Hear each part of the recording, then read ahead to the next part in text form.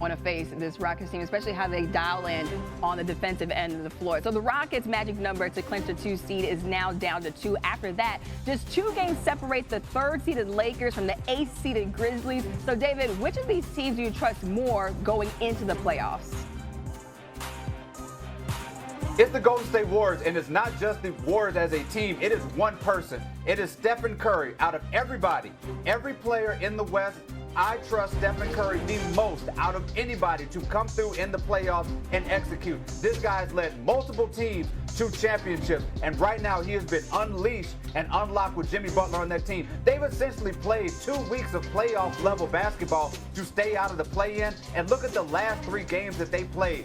On the road against Memphis, on the road against the Lakers, and then at the end of a 2-week road trip at home on a back-to-back against the Nuggets, where the guy on these 3 games is averaging 42 points during that stretch. He is playing at the best level we've seen him since they won a championship in 2022. I trust him individually above anybody else in the NBA to get a team to a championship. Steph Curry knows what time it is to play. Control your reaction, and listen, what Bickerstaff has done is amazing. Now we go from the 5th seed in the East to the 5th seed in the West. The Golden State Warriors, they looked cooked earlier on this season, but it seems like they just needed a Butler to help serve them up a couple of wins. With Steph and Jimmy in the lineup, they are 20-2. That's crazy.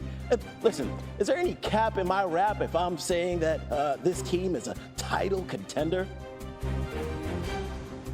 The Golden State Warriors are absolutely a title contender. They've been a title contender since the moment Jimmy Butler walked into that locker room and started playing for that team. Just look at what they have. Look at these numbers by Steph.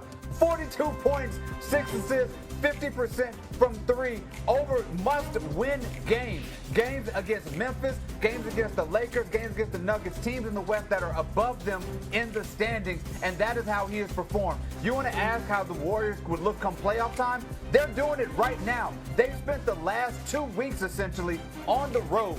Then you go and play the Lakers, and then on the very next day you have the Denver Nuggets, and you dominate those Lakers and those Nuggets. The way that Jimmy Butler is melding with that team, Draymond Green making a late push for Defensive Player of the Year, and Stephen Curry, the way that he is playing, showing that, yes, he can be the best player on a championship team. If you're in the West, I don't care who you are, OKC all the way down, you do not want to play the Golden State Warriors anytime between now and June. Yeah, Steph Curry still very much has a dynasty alive. The Warriors have the 5th best odds to win the championship, according to ESPN Bet. David? Let's keep it on the hardwood, shall we? Lakers trying to make a playoff push in a crowded Western Conference. LeBron James and the Lakers taking on the Pelicans. Under 7 minutes left in the first quarter, James goes to block Jose Alvarado. Alvarado gets the score, but James comes down, grabbing his hand. Take a closer look at it. The thumb gets stuck in the rim. Ouch. I hate it when that happens to me. Because you're dunking, right? Yeah, okay. yeah. I don't know about that. You have to be careful, Bob. James to get his hair wrapped up on the bench, comes back into the game under 8 minutes left in the second quarter. James turns around, knocks down the jumper. The hand still works. Lakers lead by 1. Under 3 minutes left in the second, Luka Doncic, that goes in. Doncic has missed his last 11 three-point attempts, dating back to Monday, trying to get things rolling. Third quarter, Lakers up by 1. Austin Reeves drives inside, gets the bucket plus the foul. Reeves had 30 points in 4 of his last 5 games. Doncic again nails the long 3. He finished with 35 points. Fourth quarter, Reeves comes up with a loose ball, goes behind the back, throws it up to James. Right here up the court for the 2-hand jam. The thumb is fine. It didn't get hurt that bad. James with 27 points, 8 assists, and Lakers go on to win it 124-100. Around the hardwood, we head out to L.A., where we saw LeBron, Luka, and Reeves lead the Lakers to a dub. Each of them dropped 25 points and 5 assists for the second game this season, matching the most such games in Lakers history. And then out in the East, we saw the Celtics get the win after blowing the Suns out by 20. Boston hit 14 three-pointers last night, breaking the record for the most threes in a single season by any team in NBA history. And finally, The Pistons win over the Raptors last night secures their spot in the NBA playoffs.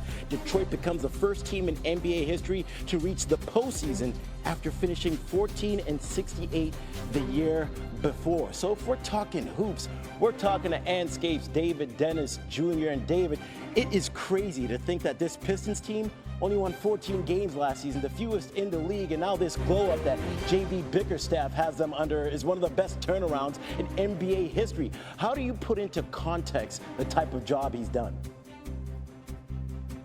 J.B. Bickerstaff is the coach of the year this season, and it's not really close. I thought that a few months ago there was no chance that anybody was going to beat Kenny Atkinson for that position, but J.B. Bickerstaff and this turnaround that he has done with this Pistons squad, as you mentioned, the worst record in the previous season to then go into the playoffs the next season, tripling the wins that they had in the season previous. That's never been done. I'm willing to go beyond having J.B. Bickerstaff be coach of the year. Let's write a Disney movie about this dude and what he's doing with this Pistons team right now, because beyond just what he's done with the Pistons team, the beauty of his story right now is the fact that he got bounced from that Cleveland team, and you're watching what Cleveland is doing, being the top team in the East, and instead of having a situation where he has to watch that from the sidelines, he's creating his own legacy over here with Detroit after getting kind of a raw deal with that Cleveland team. So it's just beautiful to see that he's just not having to watch how good Cleveland's going. He's doing his own thing in Detroit.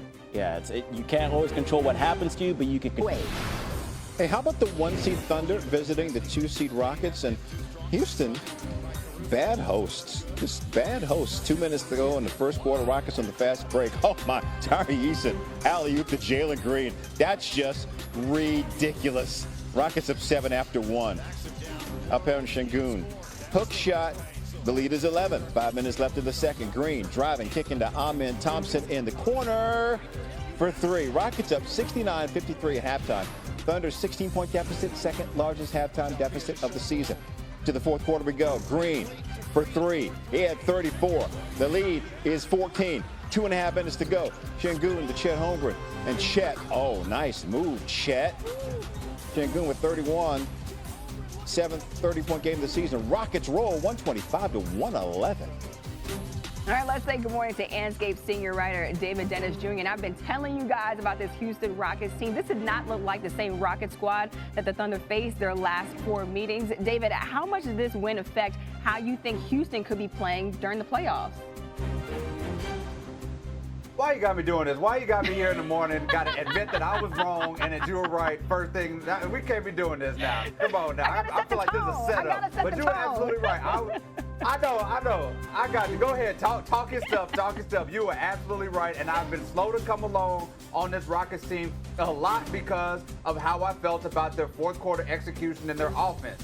But that defense last night, that defense looked like a defense that could shut down anybody. Look at what they did to the best team in the league, namely the MVP, SGA. He only shot 2 free throws last night. Think about the discipline it takes for a guy who usually gets to the line 9 times to only shoot 2 free throws. They were in zone. They were in man. Amen Thompson was grinding on them and giving them a hard time. Then you add in the fact that Jalen and Şengün combined for 65 points. This looks like the Rockets team. I've been saying if you're in the West, you want to play this Rockets team, I'm going to have to eat crow. This looks